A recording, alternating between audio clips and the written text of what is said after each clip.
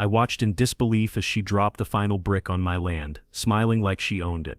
Karen, my neighbor, the HOA president, stood knee-deep in the water, completely unbothered. Her hands were covered in grime as she shoveled the last bit of concrete into a pool she'd built without a single ounce of permission from me. The audacity was staggering. I could hear her muttering to herself, a self-satisfied grin plastered on her face. "This is going to be the perfect backyard," she whispered, oblivious to the fact that it wasn't hers. She spoke as if she'd always been entitled to this piece of land, like she had every right to take whatever she wanted.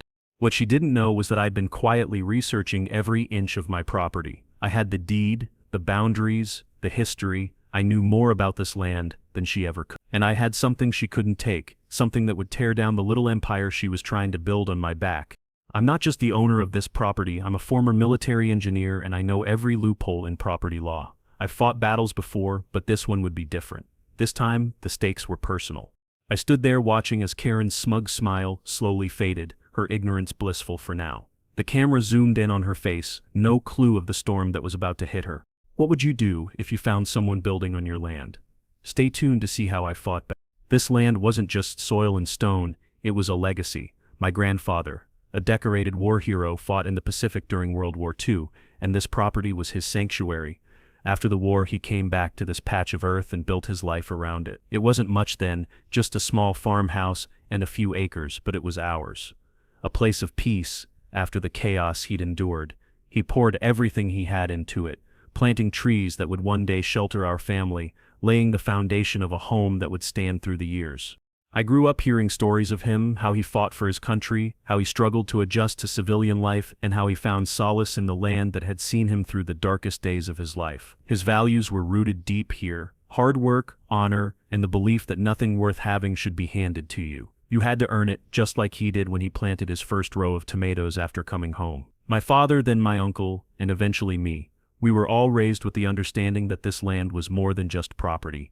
It was the heart of our family, the physical embodiment of everything we stood for. When my grandfather passed, he left the land to my father, and when he too passed away too soon, the land became mine. It wasn't just a matter of inheritance, it was a connection that ran deeper than blood. It was the very foundation of who I was, who my family had always been. The house where I grew up, the fields I learned to work, the trees my grandfather planted, they were all a part of me, and I knew, with every fiber of my being, that I would protect this land the same way he had. I didn't just inherit a plot of land, I inherited a history built on sacrifice, struggle and pride. I spent years working the land, maintaining it the way my grandfather had taught me. Every time I mowed the lawn, I could almost hear his voice, telling me that the work wasn't just for the land, but for my future. I wasn't just preserving dirt and grass. I was preserving the spirit of my family, the same spirit that had helped them weather the storms of war, loss and hardship. Before I went off to the military, I made sure everything was in order, checking the deed, going over the paperwork with my father's old lawyer. I wanted to make sure the land was mine, completely legally and without dispute. After all, it wasn't just a home, it was my duty to protect it. I was trained as an engineer, a background that made me a stickler for detail, but it was more than that. I wasn't just a military man. I taught myself the intricacies of property law, knowing that knowledge would be my best weapon when the time came. And when it came to protecting what was mine, nothing was left to chance. I knew how to dig deep, how to find every loophole, every legal weakness. And that was the edge I needed, the knowledge that I wasn't just an heir, I was the guardian of something far bigger than myself. Karen wasn't just the president of the HOA, she was the law in the neighborhood. At least that's how she carried herself. I had seen her around a few times before, walking her little dogs while keeping a watchful eye on the neighborhood. But that day, as she approached my front gate, it was clear that she wasn't just out for a stroll. She had that look in her eyes, the look of someone who believed they had a right to dictate how everyone else lived. Karen was a woman who took compliance as a personal mission. She was one of those people who couldn't simply live and let live. No, her idea of a good time seemed to be enforcing rules, whether they existed or not. The HOA had given her the title, but in her mind it was more like a crown she wore as she marched from one neighbor's house to the next, inspecting their lawn, their fences, their mailboxes, all while making sure that no one strayed from her rigid view of what appropriate looked like. Her overbearing nature wasn't something you could ignore, it was suffocating. If you didn't mow your lawn on the right day, she'd send you a letter. If your flower bed wasn't arranged in the right pattern, you'd get another. The most infuriating part was how she always acted like she was doing you a favor, like the rules she enforced were there to protect us, when in reality she was the only one benefiting. I'm convinced she thrived on control. The more she could micromanage the neighborhood, the better she felt about herself. I had lived here for years, and in all that time, I had never been as aware of how much I was under her watchful eye as I was that day. The confrontation started when I was out in the yard, clearing some overgrown brush. I had made a few improvements around the place, things my father never had the chance to finish. It wasn't anything major, just some repairs to the old fence, adding a few plants my wife had wanted, and touching up the garden that had been in our family for decades. We weren't breaking any rules, we weren't doing anything extravagant. But when I saw Karen walking up the driveway, I could feel the tension in the air. She had that confident, smirked expression, the one that told me she was about to make my day a lot worse. "Nice little upgrades you've made here," she called out as she approached, her voice dripping with insincerity. "A bit ambitious, don't you think?" I wiped the sweat off my brow, setting down my tools. I knew what was coming next. "What do you mean?" I asked, keeping my tone neutral. I had no desire to escalate things just yet, but I was ready for her game. "Well, you know," she continued, her eyes scanning the property like she was inspecting a suspect. "The HOA has plans for this neighborhood, a revamp, as they call it. We're looking to bring in some new guidelines to ensure the community stays, well, uniform, cohesive." She didn't say it outright, but it was clear she was hinting at the fact that my so-called improvements were not part of the HOA's vision. She was already formulating ways to make my property fit into her rigid mold. I took a breath. "Karen, nothing here is against the rules. It's just some minor repairs. I'm not looking to make a statement or break any guidelines." She didn't flinch. Her eyes, cold and calculating, didn't soften. "Well, that's where you're wrong. You see, we don't just enforce the rules around here, we make the rules," she said, her tone turning a little sharper now, more condescending. "And some of your recent changes, well, they might not be, let's say, up to standard." I could feel my blood beginning to boil. She had no right to question my property, my family's legacy. But Karen wasn't done. She stood there, hands on her hips, like she owned the place. "It's important we keep everything aligned," she said, her voice now oozing with the kind of authority that only someone in her position, someone who had long overstayed their welcome, could muster. I didn't want to engage further, but I couldn't just let her walk away thinking she had any control over what I did on my land. I squared up to her, letting my military training kick in. "If you're suggesting that you're going to change something here," I said, my voice firm and steady, "you better have the paperwork to back it up." For a second I saw a flicker of doubt in her eyes, but it was gone just as quickly as it had appeared. "We'll be keeping an eye on things, don't worry," she said, almost too sweetly. "And if you do decide to make any more improvements, I'll be sure to have the HOA review them." I didn't reply. I knew exactly what she meant, and I wasn't about to let her walk away thinking she could intimidate me. This was my land, and I had fought too hard to let someone like Karen, someone who thrived on power and control, dictate my future. She turned and walked off, her small dogs trotting beside her, but I stayed rooted in place, watching her disappear down the road. Her words echoed in my mind, "We'll be keeping an eye on things." That was the moment I knew. This wasn't just about a few repairs on my property. This was about Karen and the HOA trying to take something that didn't belong to them. And I wasn't going to let that happen. This land wasn't just a piece of property, it was the foundation of everything I held dear. Every tree, every inch of soil was tied to the stories of my family.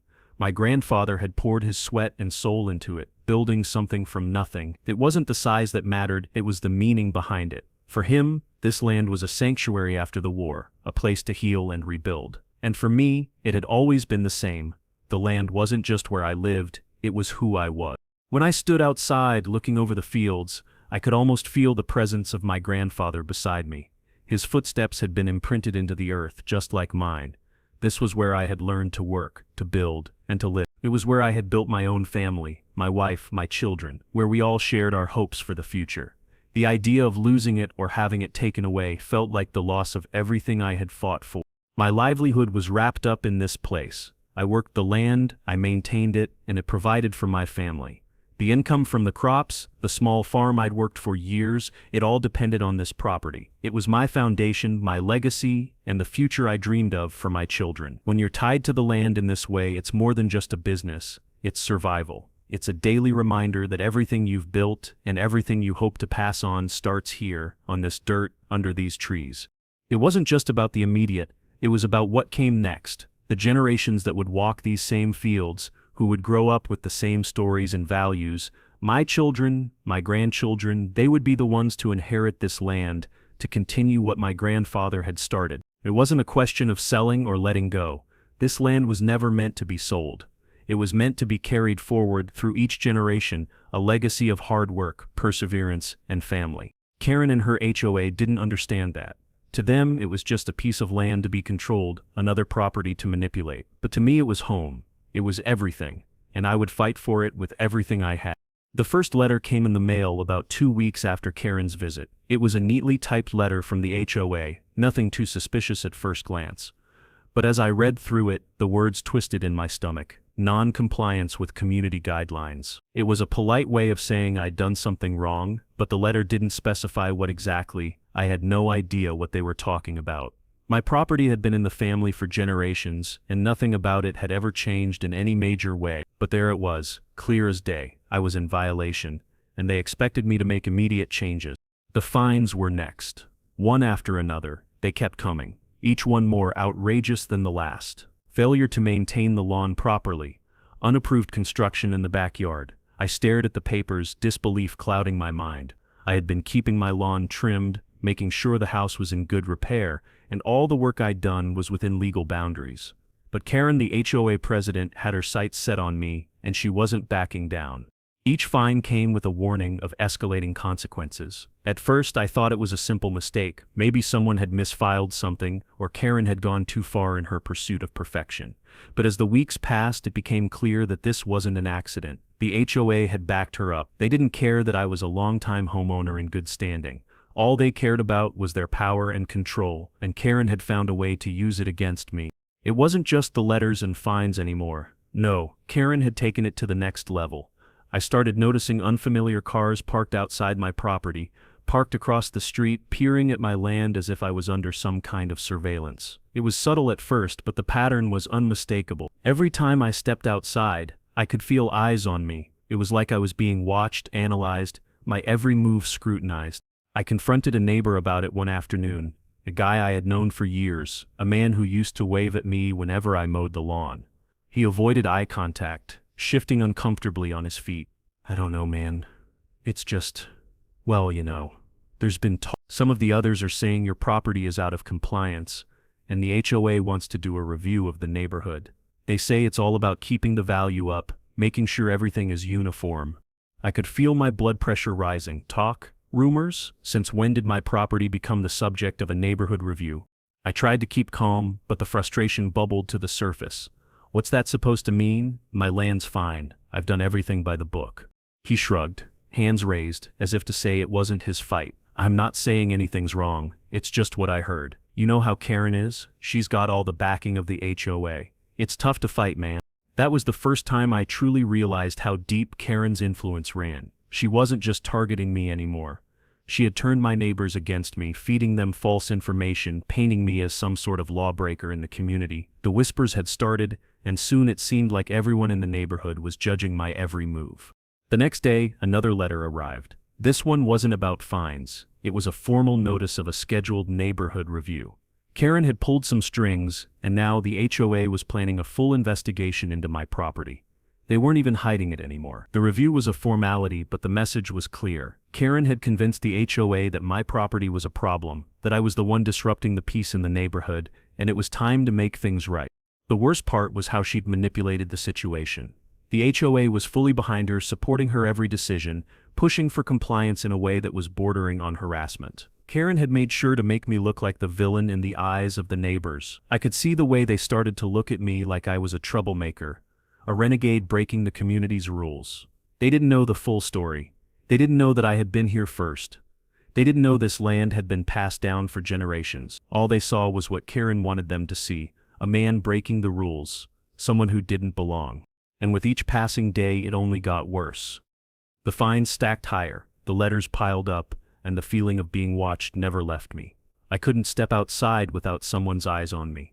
I couldn't take a walk without feeling like I was being judged, like every action I took was being scrutinized. It was like I was a criminal in my own home, slowly losing everything I'd worked so hard for. Karen wasn't just trying to intimidate me, she was trying to break me. She was trying to get me to sell, to give up and leave. That was her goal all along. The neighborhood, her perfect vision of uniformity, would never be complete as long as I stood in her way. But she didn't understand one thing. This wasn't just land to me. This was home. This was my heritage, my future. And no matter how many fines she threw at me, no matter how many rumors she spread, I wasn't going anywhere. I wasn't backing down. The tension built every day. The HOA's power, Karen's cruelty, and the rumors swarming around me. It felt like a ticking time bomb. I knew it was only a matter of time before the public confrontation came. But I wasn't going to wait for that moment to be forced on me. I was going to fight back, and I was going to do it the only way I knew how, with every legal loophole, every bit of knowledge I had, and every ounce of strength I could muster. It wasn't just the fines or the constant letters that wore me down. It was the sense of isolation that crept in, slowly at first, like a shadow that stretched longer every day. At first, I tried to brush off the tension, telling myself I could handle it, that I had faced worse challenges before. But nothing had prepared me for how personal this was becoming, how the very fabric of my community was tearing at the seams. Karen didn't just target my property, she went after everything that mattered to me. She knew exactly how to manipulate the HOA, how to get to my neighbors, and before long I found myself standing alone, facing an army of whispers. At first I didn't believe it. My neighbors, people I'd known for years, had always waved at me when I worked in the yard or passed by on my walks. They were my friends, at least I thought they were. But now it felt like their smiles were hollow, their eyes cold. One afternoon I was out working in the garden when my old neighbor, Richard, came over. He'd been someone I considered a friend, someone I'd shared a beer with after long days of work. He'd watched my kids grow up. But that day, there was no warmth in his approach. Instead, he stood there, arms crossed, his gaze avoiding mine. "Hey," I said, trying to keep things light. "How's it going, Richard?" He glanced up at me, and for a moment, I saw something in his eyes that made my stomach drop. It was pity. Pure pity. "I'm not sure what's going on, man, but I heard the HOA's got it out for you. They're saying you're not following the rules. They're really serious about this review." It hit me like a punch to the gut. The HOA's got it out for me? I had known for weeks now that the rumors had started, but hearing it from Richard, someone I thought was on my side, made it real. It was like my entire life was unraveling in front of me, and there was nothing I could do to stop it. "I've been following the rules, Richard," I said, my voice tight, trying not to let the anger show. "You know that. You've seen the work I've done around here." He shifted on his feet, and I could tell he didn't want to be there. "I know, but they've got the power. If Karen says it, the HOA's backing her up. It's just how it works." His words were like daggers. If Karen says it, there it was. The power she had over everything, over all of us, over me. I opened my mouth to say something more, but the words caught in my throat. I felt something shift inside me, a sinking feeling that threatened to consume me. Richard turned and walked away without saying another word, leaving me standing there staring at the dirt under my boots. It was like I was invisible, like the man I had been, the one who'd fought for this land and built a life no longer mattered. The betrayal from my neighbors was only part of the pain. At home, things weren't much better. My wife Sarah was more stressed than I had ever seen her. She tried to keep it together for the kids, but the weight of everything was beginning to crack her too. There were nights when I would lie awake next to her, the sound of her breathing steady but shallow, while I was wide awake drowning in my own thoughts. "Are we going to lose it?" she asked me one night, her voice barely above a whisper. I could hear the fear in her tone, and it broke me. I didn't have an answer. How could I? Everything I had fought for, everything I had built, was it really slipping away from me? Every part of me wanted to deny it, to tell her that it wasn't possible, that the land was mine, that the HOA couldn't take it. But the truth was, I wasn't sure anymore. I had always prided myself on my ability to protect what was mine, to stand up and fight. But as the letters stacked up, as Karen's power grew, I felt myself weakening.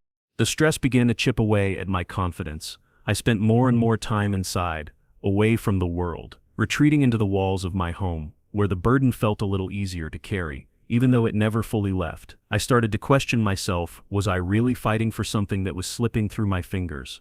Was I too stubborn, too caught up in defending something that couldn't be saved? The loneliness crept in next. I would sit outside, looking at the land that had once felt like an extension of myself, and now it felt foreign. The distant hum of the neighborhood seemed louder now. The voices of my neighbors, once my friends, seemed like a distant echo. No one seemed to want to stand with me anymore. They had all fallen under Karen's spell. I was the one left holding the bag, the one fighting a battle that felt increasingly pointless. It wasn't just physical isolation. It was the emotional toll of being completely alone in a fight that had no clear end in sight. I had lost the support of the very people who should have been on my side. And with every passing day, Karen's hold on the neighborhood grew stronger. The worst part of it all was the question that kept echoing in my mind. What if I can't keep this land? What if Karen's relentless pursuit of control backed by the HOA was too much for me to fight against? I wasn't sure how much longer I could keep going. The thought of losing everything, of watching my family's legacy crumble because of one person's obsession, was suffocating. But somewhere, deep down, I knew I couldn't let it happen. This was my fight, and no matter how much I felt beaten, I wasn't going to give up without a war. But in that moment of deep despair, I couldn't help but wonder, was I already too late? The more I learned about property law, the more I realized just how much Karen and the HOA were overstepping. It was frustrating to see how easily they took advantage of people who didn't know their rights. For instance, most people think that HOA rules are set in stone, but that's not always the case. In fact, HOA agreements can often be illegal if they exceed the limits set by property law. Property boundaries are a key element of this. The deed to your property is legally binding, and it clearly defines the exact boundaries of what you own. But many HOA agreements try to go beyond what's allowed in the deed, imposing restrictions that aren't legally enforceable. For example, they can't just tell you to remove a structure on your property unless it's actually violating building codes or zoning laws. Zoning laws are in place to regulate the use of land, whether it's residential, commercial, or agricultural, but they can't arbitrarily control your land's appearance unless it conflicts with city or county guidelines. In HOA restrictions, they're only enforceable to the extent that they align with these codes. Any HOA that oversteps and tries to regulate beyond that might be running into legal territory where they have no claim. Did you know that HOAs can't just decide that your property is out of compliance because they don't like the color of your fence or the style of your landscaping? They need to have specific, documented rules that were agreed upon when you moved in. And if they start imposing rules that contradict state laws or your property rights, you might have a solid legal defense. The same goes for neighborhood watch programs. At first glance, they seem harmless. Community members keeping an eye out for each other, but in reality, they can be misused. Someone like Karen can manipulate these programs, turning them into tools for control. They aren't always about safety, sometimes they become weapons of surveillance. Karen could easily manipulate a group of neighbors into spying on others, reporting any small infraction, turning what should be a friendly neighborhood into a prison of suspicion and fear. And as she gained more control, I started realizing that this wasn't just a battle against her, it was against the very system she had weaponized. The pressure was starting to crack me. Every morning I woke up to another letter from the HOA, another fine, another reminder that Karen wasn't just some neighbor. It felt like she was an unstoppable force, pushing and pulling at the very foundation of my life. But I wasn't about to let her win. I had been fighting for this property for too long to give up now. Yet, as the days passed, I could feel the weight of her relentless pursuit grinding me down. One Thursday morning, I was out by the garden, digging up some weeds, when I noticed movement at the end of my driveway. I squinted into the sun and saw a truck rolling in, followed by another, and then a third. It didn't take long for me to recognize the heavy machinery they were unloading. A bulldozer, construction tools, lumber, all of it. My heart dropped into my stomach. Karen wasn't just sending me letters anymore. She was taking action. I didn't wait for them to start. I marched right up to the crew. "What the hell do you think you're doing?" I demanded, my voice cold. One of the men, a contractor I didn't recognize, paused, his face confused. "We were told to come and start work on the pool. HOA gave us the green light." I felt my blood run cold. "Karen gave you permission to build a pool on my property?" The man just shrugged. "She said it was a go. She gave us all the details." I couldn't believe what I was hearing. Not only was Karen blatantly violating my rights, she had the audacity to bring in a construction crew to finish the job she'd started. I stared at them for a long moment, fury building up inside me. "You're on the wrong land," I finally said, my voice tight. "Get your equipment off my property and tell Karen to stay the hell away from here." But the crew just shrugged, their eyes avoiding mine as they returned to unloading the machinery. They didn't want to make waves. I understood that they were just following orders, but this was my fight, not theirs. I stood there, watching them, my anger seeping through every pore. Karen had crossed a line. She wasn't just a nuisance anymore, she was an invader. She had brought her people in to trespass, to trample over my legacy. This was more than a simple dispute. She had made it personal. I couldn't stand there forever though, and I knew I had to act. The legal options were clearer now, but the weight of the situation hit harder with every passing day. I wasn't sure I could go toe-to-toe with Karen in a legal battle, but I had no choice. The more I thought about it, the more I realized I was up against an entrenched system. The HOA, the community, even the contractors, all of them were backing her. I had to find a way to level the playing field. That afternoon, I called an attorney, someone I knew from a few business dealings years ago. He wasn't a real estate specialist, but he knew enough to point me in the right direction. We sat down at his office the next day. "So you're telling me Karen just sent in a construction crew to build a pool on your property?" he asked, eyebrows raised. I nodded, the frustration creeping into my voice again. "She's been sending me fake fines, spreading lies, and now she's building something on my land. This has gone too far." The lawyer leaned back in his chair, thinking. "First of all, you've got to get this documented. Get pictures, make sure you've got everything on record." He pulled out a few papers, showing me zoning laws, property restrictions, and some legal precedents where homeowners had fought back against HOA abuses. "What do you mean?" I asked, desperate for something concrete to hold on to. He tapped the paper. "Zoning laws are your best defense. If Karen and the HOA are pushing beyond the boundaries of what they're legally allowed to enforce, you've got a chance to fight this. They can't just impose fines, change your property without consent, or force you to sell." I felt a small spark of hope. It wasn't much, but it was something. So what should I do next? The attorney scribbled down a few steps. "Start by pulling the property deed. Make sure everything is in order, get any documents from the HOA, and let's see what they've been sending you. If they're pushing anything that goes beyond your rights, we can challenge it." I took the papers, reading through them, but I knew I needed more than just advice.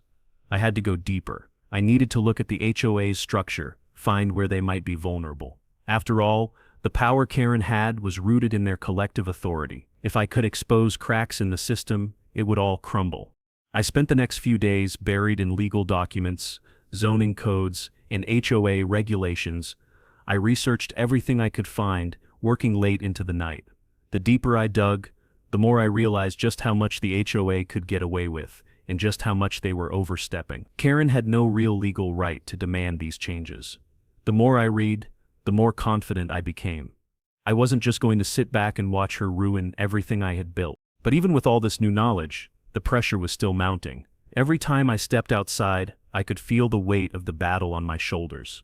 Karen wasn't just fighting for control over my land. She was fighting for control over my life, and she wasn't going to let up until she got what she wanted. But I wasn't going to let her have it. I would find a way to push back, to fight the system she'd created, and reclaim what was mine.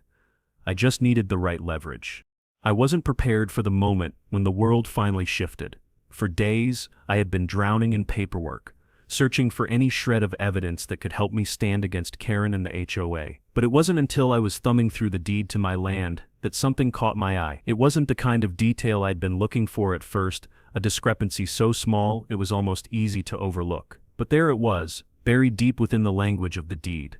A clerical error. It seemed trivial, a small mistake that could easily be dismissed.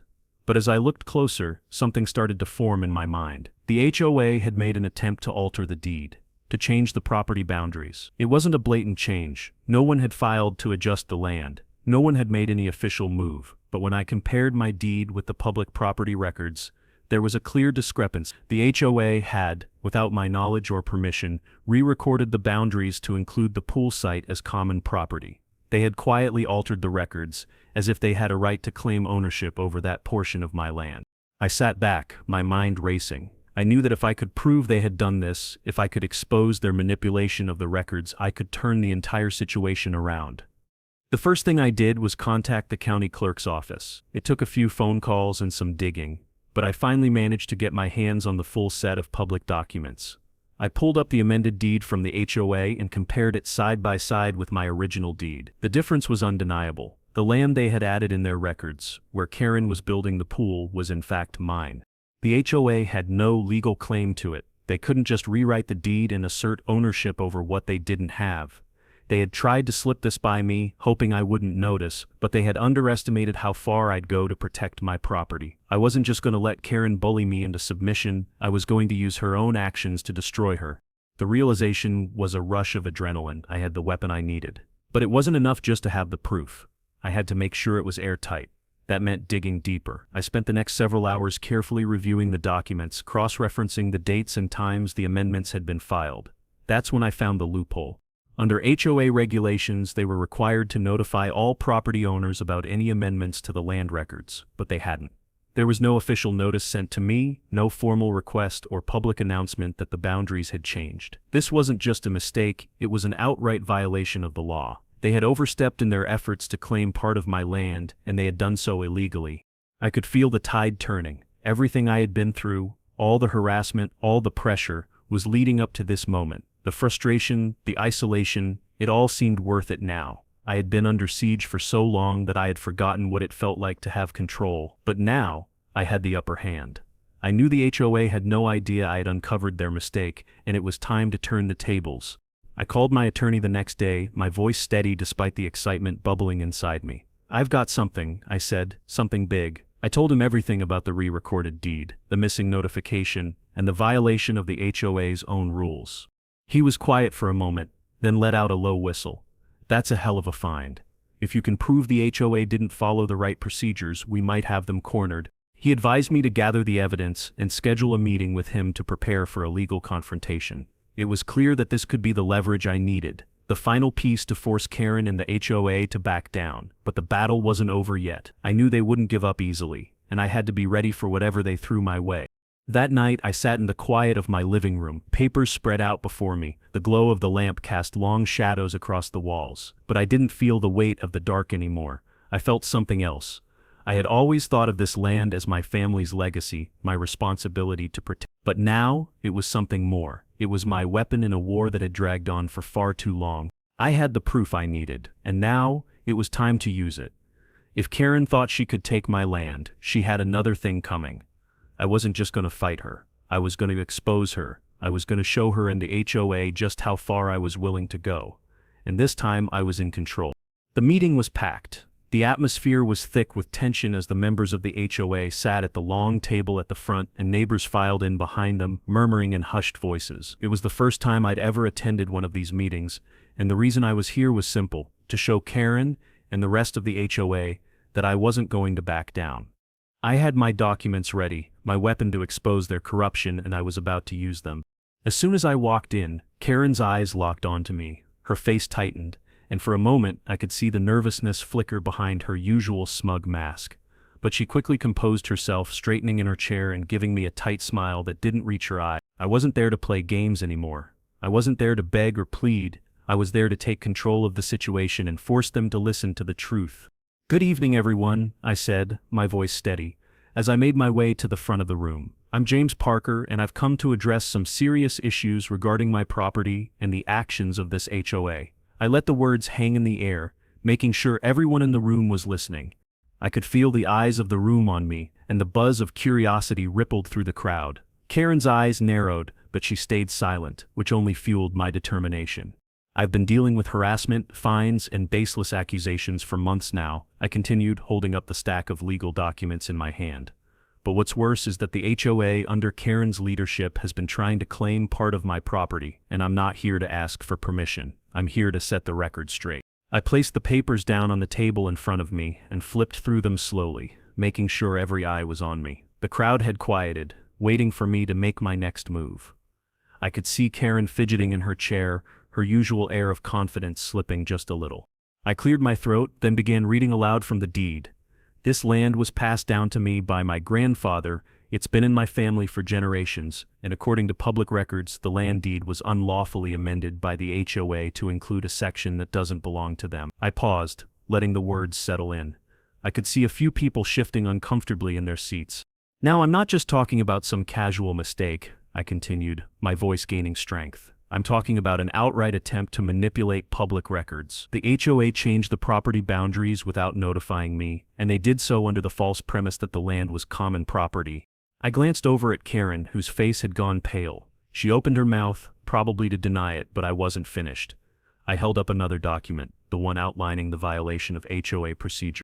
"Here's where it gets really interesting," I said, pacing the front of the room. "Under the law, the HOA is required to notify property owners of any changes to their land records. They didn't do that. They didn't even bother to get my consent. This wasn't just a clerical error, it was a deliberate attempt to claim ownership over land that isn't theirs." Karen shifted uncomfortably in her seat. She opened her mouth again, but I was already on a roll, and I wasn't going to let her interrupt me. I turned to face the audience, eyes flashing with conviction. The HOA has been bullying me, harassing me with fake fines and baseless claims. They've been trying to force me to make approved changes to my property, all while disregarding the basic rights that come with owning land. I paused, letting the weight of my words sink in. The audience was silent now, listening intently, but I wasn't finished. Here's the kicker, I said, pulling out another document. This was filed without my knowledge, and it is illegal. I've consulted with my attorney, and we've verified that the HOA's actions are a direct violation of property law. This is not just a civil issue, this is a case of fraud. I watched as the room shifted uncomfortably, whispers circulating. I could feel the crowd's energy starting to change. This wasn't just me speaking anymore. This was a community realizing they had been manipulated by Karen and her cronies for far too long. And then, just as I was about to dive into the specifics of the legal precedents, the door to the meeting room swung open. A sheriff's deputy stepped inside, scanning the room before his eyes landed on me. There was a ripple of surprise through the crowd. The sheriff, a tall man with a no-nonsense expression, was a regular in the neighborhood. Everyone knew him and everyone respected him. He made his way over to the front, where I was standing. Karen's face went from pale to almost white as she realized what was happening. "I've been asked to confirm a few details about this case," the sheriff said, his voice deep and authoritative. "James, I've seen the documents. We've been looking into the situation with the HOA. After reviewing the case, we found that the HOA has indeed been operating outside the scope of the law. They failed to notify you about the changes to your deed, and there are some serious issues with their handling of this entire situation." The room fell completely silent, the weight of his words sinking in. Karen tried to speak, but her voice faltered as she realized the situation was slipping out of her hands. "I'll be looking into this further," the sheriff added, his gaze fixed firmly on Karen. "And if the HOA continues to overstep its boundaries, there will be legal consequences." That was the moment Karen's smug smile finally cracked. The room, once split, now turned in my favor. The neighbors who had been silent before began murmuring among themselves, their eyes now filled with doubt about the HOA's leadership. Karen opened her mouth to speak, but no words came out. She was dumb. I stood there, my heart racing but my resolve stronger than ever. The moment I had been waiting for had finally arrived. The power was shifting. This wasn't just my victory, it was a victory for everyone in that room who had ever been bullied or manipulated by the HOA. And as Karen's control began to crumble, I realized something. The fight wasn't over, but it was finally mine to win. It didn't take long for the news to spread. By the end of the meeting, Karen's once unshakable grip on the HOA had already started to falter. The sheriff's confirmation of the HOA's illegal activities was like the final nail in her coffin, and I could see her scrambling, her mind desperately trying to catch up with the collapse of her carefully constructed facade. The very next morning, I received a call from a local news outlet, the story of Karen's overreach. The illegal land grab and the corruption within the HOA was too juicy to ignore. They wanted an interview. The reporter was sharp, and after a few questions I could hear the excitement in his voice as he realized just how deep the rabbit hole went. By the afternoon, the story was everywhere. The local news station ran a segment detailing the findings, and soon after the story hit social media, people started sharing the articles, and it wasn't just my neighbors who were talking about it. The entire town was buzzing with the realization that the HOA had been operating outside the law for years, with Karen at the helm. At first, Karen tried to brush it off. She issued a statement to the media, denying any wrongdoing, claiming that the HOA was simply following standard procedures and that any confusion was just a misunderstanding. But the more she spoke, the more her lies became transparent. The public wasn't buying it. The media tore apart her weak defense, citing the very documents I had presented, documents that proved the HOA's manipulation of property records.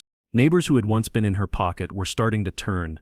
At first they whispered, hesitant to speak out against the woman who had once held such power over them. But as the story grew, more people came forward. I received messages from residents who had been forced into unnecessary repairs, fined for trivial violations, or pressured to comply with unreasonable demands, all thanks to Karen. One by one, people began speaking up. Those who had been too afraid to challenge her before were now emboldened. The backlash was swift. Karen's control over the neighborhood dissolved like sand slipping through her fingers. The HOA, desperate to salvage what was left of their reputation, was forced to release a statement announcing that they would be reviewing Karen's leadership. It wasn't just the community turning on her, it was the other members of the HOA. They saw which way the wind was blowing. They knew they couldn't afford to back Karen anymore. As the public outcry grew louder, the HOA began distancing themselves from her. some even calling for her resignation. The very people who had supported her in private now publicly renounced her actions. It was like watching the walls of her empire crumble in slow motion. Karen's smugness was replaced with desperation. She called me several times, her voice trembling, pleading for me to work this out quietly. She wanted me to back down, to stop the media campaign, to let her keep her position in the HOA. She was trying to salvage her reputation, but it was too late. When she showed up at my doorstep, I could hardly recognize the woman who had once towered over me with her air of superiority. Gone was the confident Karen, the one who would look down on me as though she controlled everything in this neighborhood. Instead, there stood a defeated figure, trying to piece together the remnants of her broken power. Her eyes were wild with panic, and I could see the cracks in her armor. "I never meant for it to go this far," she said, her voice wavering. "You have to understand, this was for the good of the neighborhood. I was just trying to help." I looked her in the eye, my voice calm but firm. "You weren't trying to help, you were trying to control everything. And now it's over." She recoiled, and for a brief moment I saw the full weight of what had happened crash over her. She had lost everything: the power, the control, the trust of the community. Over the next few days, Karen made one final, desperate attempt to regain some shred of authority. She attended a few more HOA meetings, but her presence was like a ghost haunting the room. No one listened to her anymore. The community was no longer afraid of her. Even those who had once feared crossing her started standing up for themselves, demanding better from the HOA. Her once ironclad rule had dissolved into nothing but a pile of broken promises and lies. The HOA finally voted to remove Karen from her position as president. She was ousted with minimal fanfare, no speeches, no long goodbye. She had been a tyrant for too long, and now the tide had turned. The same neighbors who had once tiptoed around her were now voicing their relief, even cheering in the background as the announcement was made. It was a sweet, almost surreal moment. The villain who had tried to steal my land, control my property, and ruin my life had fallen, and it was all thanks to the truth. Karen's own lies, manipulation, and arrogance had led her straight to her undoing. As I stood there watching her slowly leave the HOA building for the last time, I felt a sense of peace settle over me. The battle had been long, and the toll it had taken on me and my family was significant, but I had won. This was no longer just about a property dispute. It was about justice, and I had fought for it until the very end. Karen had fallen, and with her the oppressive hold she had on the neighborhood. For the first time in months, I could finally breathe again. It felt surreal, watching Karen stand in front of the judge, her once confident posture now crumbling under the weight of the evidence I had gathered. Her face, usually so full of arrogance, now appeared strained, as though she couldn't believe the consequences of her actions were finally catching up to her. The courtroom was quiet, save for the judge's voice and the sound of papers shuffling. But the tension in the air was palpable. "Miss Thompson," the judge's voice was firm, but not unkind, "you have been found guilty of misappropriating property records and acting outside the legal scope of your authority as HOA president. Your actions have not only violated property law, but have caused significant distress and financial damages to Mr. Parker, as well as to the broader community." Karen didn't look up. Her shoulders hunched, her hands clasped tightly in front of her. I could see her lips trembling slightly, as she tried to maintain her composure, but the damage had been done. The courtroom, once filled with an air of curiosity, now seemed to draw in a collective breath, waiting for the hammer to fall. The judge continued, addressing the severity of her actions.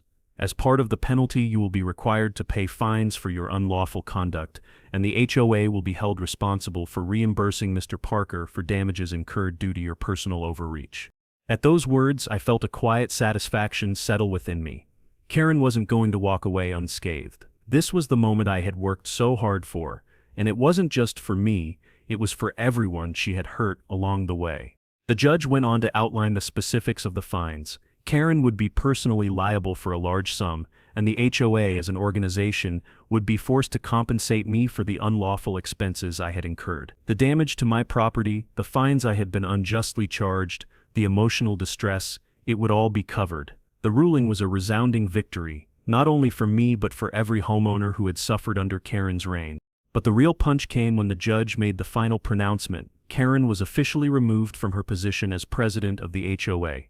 The words echoed through the courtroom, and for a brief moment I could see her stiffen, the last remnants of her defiance fading. She opened her mouth, likely to argue or protest, but there was no escaping the truth. Her reign was over. Outside the courthouse, I felt the weight of the victory settle in. I had fought for so long, through endless frustration and doubt, but in the end, justice had prevailed. I could already picture the headlines, the news outlets, picking up the story of how the HOA president was removed for illegally altering property records and harassing homeowners. This was no longer just a personal victory, it was a public triumph for anyone who had ever felt powerless against the system, against someone who thought they could get away with anything. But as I stood outside the courthouse, I wasn't thinking about the victory itself. I was thinking about the impact it would have on the neighborhood. People had been too afraid to speak up before, intimidated by Karen's position, by her control over the HOA. But now, the tables had turned. Karen's punishment wasn't just a slap on the wrist, it was a public reckoning. She had manipulated the system, used her position of power to intimidate, bully, and control the very people she was supposed to serve. The fine, the legal consequences, those were important, but the real punishment for Karen came in the form of public humiliation. Losing her position as HOA president meant that all her previous actions, her false authority, were now out in the open for everyone to see. As I made my way back to my property, the air felt different. The neighborhood, which had once been under Karen's thumb, now felt like it was breathing again. I could see my neighbors out in their yards, the ones who had been so quiet before, now watching with newfound hope. The HOA had failed them, Karen had failed them, and now they were free to take back their community. I couldn't help but smile as I walked past the house where Karen used to live. The windows were still shuttered, her car gone from the driveway. It was a small victory, but a significant one. The community had reclaimed its power. Karen might have thought she was untouchable, but today she learned the hard way that no one is above the law, not even someone who hides behind an HOA title. This victory wasn't just mine, it was for every single person Karen had wronged. The message was clear: power can be abused, but in the end, justice will find its way. For the first time in months, I could walk outside and breathe without the weight of her looming over me. The land that my family had worked so hard for was mine, and it was safe once again. As I stood there, feeling the wind against my face, I realized that this wasn't just about property, it was about something much bigger. It was about standing up for what's right, even when the odds seem impossible. And for the first time in a long time, I felt proud. It didn't take long for things to change once Karen was out. The power that she had held over the HOA and the neighborhood seemed to dissipate almost overnight. The very next week, the pool that Karen had started building on my land was removed. Workers came in, dismantling the concrete slabs and clearing out the construction debris. It felt almost surreal watching the heavy machinery tear down what had once felt like an impenetrable symbol of Karen's control. The land was mine again, as it should have been all along. But the changes weren't just physical. As the pool was hauled away, I saw something else happening in the neighborhood. The silence that had hung over us, the unease, the fear began to lift. Neighbors who had once kept their distance from me, too afraid to speak out, now began to show their support. I saw people coming out of their homes, standing at the edge of their yards, watching the construction crews at work. Some of them even waved. It wasn't much, but it was a sign that things were changing. The next HOA meeting was a different kind of gathering. There were no tense whispers, no sideways glances. The energy in the room was palpable. The neighbors who had been divided for so long under Karen's rule were now rallying together. People who had once been afraid to speak up now stood tall, calling for accountability from the HOA. They demanded transparency, fairness, and most importantly, they demanded that the HOA stop using its power to manipulate the lives of homeowners. I wasn't there this time. I didn't need to be. The HOA was now under intense scrutiny, and the voices of the community were finally being heard. I had done my part, and now it was up to the neighbors to take back control of their homes. As for my property, the restoration wasn't just physical, it was emotional. For months, I had carried a weight that had felt impossible to shake. The constant harassment, the rumors, the constant fight to protect my home, it had worn me down. But with the pool gone and the land returned to its rightful place, I felt a sense of relief I hadn't known in a long time. The farm, once threatened, was safe. The work I had put into this place, the memories, the legacy, it all felt whole again. I spent the next few weeks working the land, clearing the remaining debris, and replanting a few of the trees that had been disturbed by the construction. It was slow, but it felt good. Each time I picked up a shovel, each time I wiped the sweat from my brow, I felt the weight of the past months lifting. I was healing. My wife Sarah and the kids had a new lightness to them too. The tension in the house had eased, and we were finally able to enjoy our time together without the constant worry of what Karen or the HOA would do next. It wasn't just the farm that was restored, it was our peace of mind. And as I stood on the porch one evening, watching the sun dip below the horizon, I realized how much I had learned throughout this ordeal. The land had been tested, my patience had been tested, but in the end, justice had prevailed. The community had come together, and together we had driven out the corruption that had threatened to tear us apart. Things weren't perfect, but they were better, and for the first time in a long time, I felt like I could finally breathe. Standing on the porch, I watched my children play near the field, their laughter echoing through the air. For the first time in months, the weight I had carried, the constant pressure, the stress, the fear of losing everything seemed to vanish. I could see them running, carefree, their faces full of joy as they kicked the soccer ball across the grass. The world around me felt different now, calmer, quieter, more at peace. And for the first time in a long time, I understood what that peace truly meant. This battle had changed me. It had taught me how to stand firm, how to fight not just for my property but for what really mattered, my family, my home, my community. It had tested my resolve, pushed me to the brink, but in the end, it had given me a strength I didn't know I had. I'd fought for this land, for my grandfather's legacy, and I had won. In the quiet of the evening, I walked into the house where my grandfather's journal sat on the shelf. It had always been there, a reminder of where this journey had started. I took it in my hands, feeling the weight of it, of all the stories it contained. This land had been more than just a piece of property. It had been built on the sweat and sacrifice of those who came before me. My grandfather's spirit was here in the land, in the trees, in every corner of this place. And now, I was ready to pass that legacy on to my children. Have you had an HOA nightmare? Share your story with us, and let's continue to fight for what's right, together. Don't forget to like, comment, and subscribe to see more stories of justice like this. Together, we can make sure the truth always finds its way to the light.